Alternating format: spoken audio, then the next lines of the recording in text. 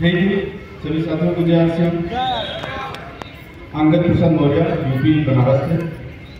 और साथियों, जैसा कि आश्रम में आते तो हर व्यक्ति का इतना संघर्ष होता है, कहानी होती है, और हर लोगों की कहानी, क्योंकि दूसरी जगहों पे, बड़े जगहों पे खास व्यक्ति और खास बन जाते हैं, लेकिन आश्रम के जगह पे देखा गया है 90% लोग आम से खास बनते हैं। यानी उनका जो जिंदगी होता है वो गरीबी से जूझा रहता है, अभाव भरी जिंदगी से जिए होते हैं, बहुत सारी जिंदगी के में कमियों को महसूस किए होते हैं। और ऐसे लोग जब शिखर पे पहुंचते हैं तो साथियों उनकी कहानी पढ़ने लायक होती कि नहीं होती? और लोगों की कहानियां सुनते होंगे तो आपको भी लगता होगा कि यार मेरी भी कहानी तो मिलती जुलती है, मेरे जिंदगी में भी ऐसा दर्द रहा, ऐसा अभाव रहा, और मैं भी एक दिन उस जगह पे पहुंचूंगा तो अपनी कहानी को शेयर करूंगा। तो साथियों, इससे क्या होता है कि एक दूसरे को ताकत मिलती है। क्या हमसे कमजोर व्यक्ति, हमसे गरीब व्यक्ति, हमसे अभाव वाला व्यक्ति जब यहाँ पहुंच सकता है तो फिर हम क्यों नहीं पहुंच सकते? हर व्यक्ति के जीवन में संघर्ष रहा है, हमारे साथ भी रहा। बचपन मतलब हम लोग गांव में जिए हैं, प्राइमरी स्कूल से अपनी पढ़ाई चालू हुई है।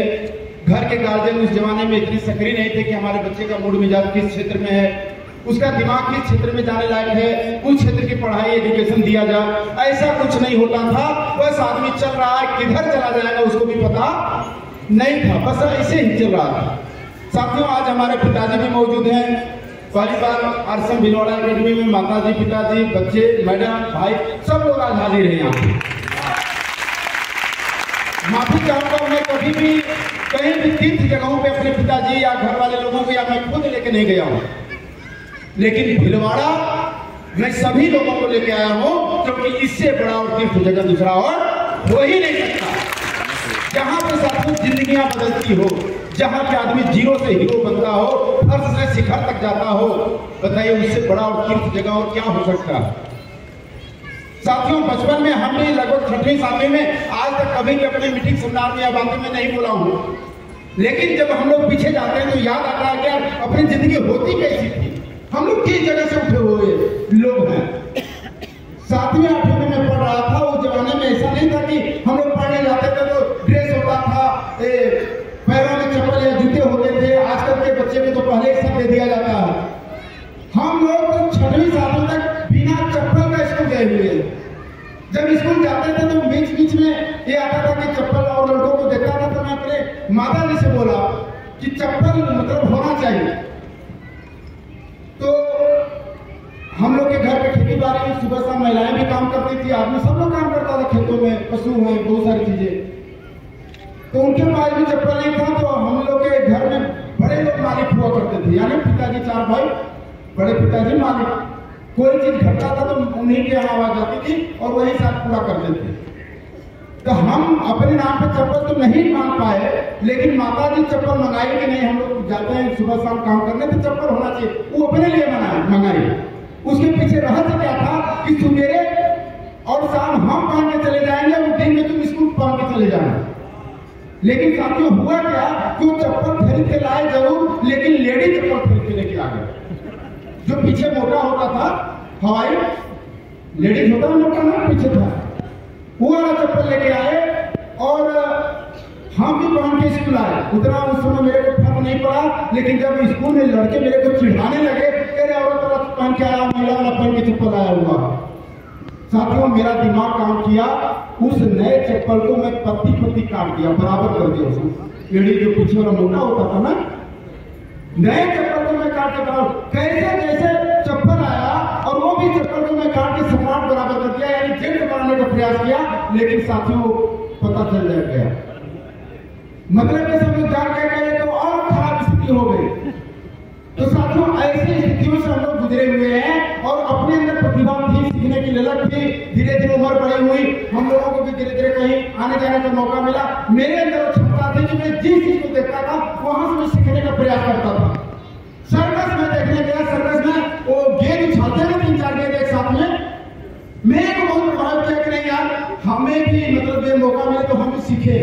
लेकिन ना उसमें ट्रेनिंग का, ना कोई गार्जियन सीनियर, ना गेंद थी, लेकिन इच्छा जगेगी ना अब हम गेंद 3-4 एक साथ उछालेंगे।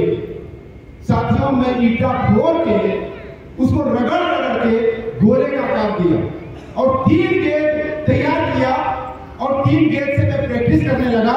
और कई बार लोग मेरे वीडियो में देखे होंगे 3-4 गेट उछालते हुए, देखे नहीं देखे मेरे साथ? तो वहां से आज बहुत सारे, मैं हारमोनियम गांव में ढोलक हारमोनियम बजाते थे, लोग प्रोग्राम करते थे, मैं बैठा था घंटों बिता देता था, इसलिए कि बीच में जब बैठ करेंगे तो अंगुली हल्का से पिंड से दबा देंगे। घंटों इंतजार हम लोग करते थे, तो धीरे से जब मौका मिलता था तो दबा देते, पिंड सवाल भगा देते थे लोग। लेकिन इच्छा तक के लिए हमें सीखना है साथियों। जब मैं अपने दम पे हुआ, मैं हारमोनियम खरीदा, मेरे पास आज हारमोनियम है। कई लोग मेरे को हारमोनियम बजाते हुए भी देखे होंगे। मैं जो भी चीज देखा, ढोलक बजाते हुए मैं ढोलक बजाना सीखा। मैं हारमोनियम आपके डायलॉग, दूसरा डायलॉग लोग भी बोलते हैं ना, अमिताभ सर बोले, सर वो आप बोल दीजिएगा एक बार। हाँ, थोड़ा सा लंबा टाइम हुआ है, लेकिन फिर भी मैं कोई चीज देखता हूँ तो उसमें क्रिएट करने का प्रयास करता हूँ। सोचता हूँ तो साथियों जब हम दिमाग में लौट देंगे ना, तो कोई ना कोई दिमाग का रास्ता निकालेगा। लेकिन हम इसको लौट ही नहीं देखते, सीखने का प्रयास ही नहीं करते, कोई नई चीजों का उदाहरण ही नहीं करते, बस वहीं पर जैसे तैसे चलाए रहते हैं और नई चीजें हमारे अंदर से क्रिएट नहीं हो पाती है। आपसे कितनी बड़ी चीज है बता दीजिए, क्या है यहाँ पे? इतना आसान, दुनिया का इससे आसान और कोई रास्ता हो ही नहीं सकता। लेकिन हम लोग सीखने में जोर ही नहीं देते। यहाँ पे हम लोग बैठे रहते हैं, आधा लोग सो के समय बिताते हैं, आधा मोबाइल में बिताते हैं, आधा इधर उधर ध्यान दे के बिताते हैं। और कुछ दिया जाता है कमीशन करना, कुछ दिया जाता है वाइटर, कुछ दिया जाता है सिर्फ, हम बता नहीं पाते। ऐसा होता कि नहीं होता है? साथियों, आज मुझे बड़ी अफसोस हुआ कि किसी सर जो बात बोले, मैं कैलकुलेशन में हालांकि अपने आप को अच्छा मानता हूँ, लेकिन आज जो चीज पे वो फोकस किया, मैं भी वहां पे गलत हूं। कहने में मेरे को शर्मिंदगी नहीं है, मैं भी उस चीज को नहीं जानता हूं। टीम में मेरे लोग, मेरे से कोई बात पूछता है तो पूछते हैं कि सर इतना बिजनेस इतना कितना रुपया बनना चाहिए, मैं बताता हूं। लेकिन आज मैं इस जगह में फैल रहा, मुझे अच्छा लगा कि कम से कम सीखने को नई चीजें मिली और हम सीखने के लिए तैयार हैं साथियों। तो निश्चित है कुछ न कुछ अपने जीवन में बड़ा होगा ही होगा। और आज से बिजनेस रूपी इतना बड़ा प्लेटफॉर्म अपने पास है, क्यों नहीं हो सकता है? हमने बात कर रहा था कि हम डायलॉग करते हुए लोगों को देखते थे, वहां से मेरे को अंदर इच्छा गई है हम क्या बोले। नाना पाटेकर जी वाला बोले थे, कुछ लोग वीडियो देखे होंगे, कुछ लोग डायरेक्ट भी सुने होंगे। हाँ, तो उनका मान लीजिए कि नाना पाटेकर से आश्रम वाले लोगों का सामना हो गया, और कुछ ऐसे लोग जो कि रुक रुक के करने वाले होते हैं ना, बस उनकी शिकायतें रहती है। मौका दे दीजिए, इतनी शिकायत करेंगे कि आपका दिमाग खराब हो जाएगा।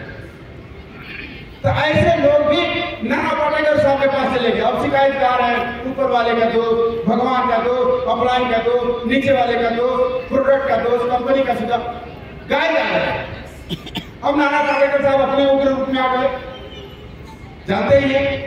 तो उग्र रूप में आ गए तो कैसे? ऊपर वाला भी ऊपर से देखता होगा तो उसे शर्म आती होगी, सोचता होगा कि हमने खूबसूरत चीज बनाई थी इंसान। नीचे देखा तो सब मेरे गाड़ी के नारे लगाते हुए फिर रहे हैं, मुझे 10,000 की नौकरी दे दो, 5,000 रुपये रखो, 15,000 का गुलाम बना लो। अरे ऊपर वाले गुलाम बनाने के लिए भेजा होता तो 2 हाथ और 2 पैर और लगा दिया होता, और जाते किसी के दरवाजे पर दिन भर में आकर के चिल्लाते रहते। लेकिन ऊपर वाले ने ऐसा नहीं किया, खूबसूरत शरीर और ऊपर से दिमाग लगा के भेजा कि जाओ जाओ, इस दुनिया के सबसे खूबसूरत प्राणी हो, जाओ अपने दम पर अपनी जिंदगी जियो। लेकिन हमने क्या किया? लोगों के सामने हाथ फैलाने का काम किया, दिन भर चिल्लाने का काम किया, जो सोचा वो हासिल नहीं कर पाया, और ज्यादा करके अपने समय को बर्बाद किया। साथियों, इसे करके बहुत सारे आगे कोटेशन थे, लेकिन लंबा टाइम होने से मेरा छूट गया। समाचार में देखा, समाचार से मेरे को सीखने को मिला। नमस्कार, दैनिक भारतीय विज्ञापन प्रसारण का मैं मनोरंजन केंद्र से बोल रहा हूँ। दिन के 12:30 बजे हैं और समाचार होंगे। आज रात 12 बजे सूरज निकलने की संभावना है। अपनी अपनी छतों पर अपना अपना मुंह खोलकर सोए, पता नहीं कौन सा रसगुल्ला अपनी मुंह की प्रतीक्षा कर रहा है। बहुत सारे साथियों सीखने को मिला, और हम सभी लोग चाहें तो निश्चित है कि यहाँ पे ऐतिहासिक काम कर सकते हैं। क्या रेडी हैं? क्या भाई, एक एक्टर कितना नवाजुद्दीन सिद्दीकी का हम लोग सुनते हैं तो धक्के खा रहा है, सालों धक्के खा रहा है, रोज प्रैक्टिस कर रहा है, रोज सीख रहा है, फिर भी कोई नहीं पूछ रहा। अरे यहाँ पर जितने अप्लाई है भाई साहब, इतने लोग सहयोग करने वाले हैं, इतने साथ देने वाले हैं, शाबाशी देने वाले, बताइए बाहर में कौन पूछता है आपको? बताइए, बाहर में एक बार नाकामयाब होते हैं, एक बार असफल होते हैं, कोई आपको साथ देने वाला नहीं है। लेकिन यहाँ पर आपके अप्लाई साथ में फिर थपथपाते हैं, यस मैं तैयार है, क्यों नहीं होगा, हम आपके साथ हैं, हो जाएगा। सोचिए क्यों नहीं हम कर सके थे। रेडी है? तो साथियों अभी हम लोग के साथ आने जा रहे हैं, आ चुके हैं आदरणीय श्री अभिषेक सर, जो कि नेक्स्ट जनरेशन है और उनकी लीडरशिप भी बहुत ही जबरदस्त और शानदार होती है। आप सब लोग जो अपने बाहर घूम रहे हैं उनको एक बार आमंत्रित कर लीजिए, इस हाल में बैठा लीजिए। और अगला जो हमारा एक घंटा होगा साथियों, ये हमारे जीवन का लाइफ चेंजिंग होगा। आरसे में आगे बढ़ने का एक बहुत बड़ा जरिया मिलने वाला है। बहुत बहुत धन्यवाद। जय आरसे। Thank you.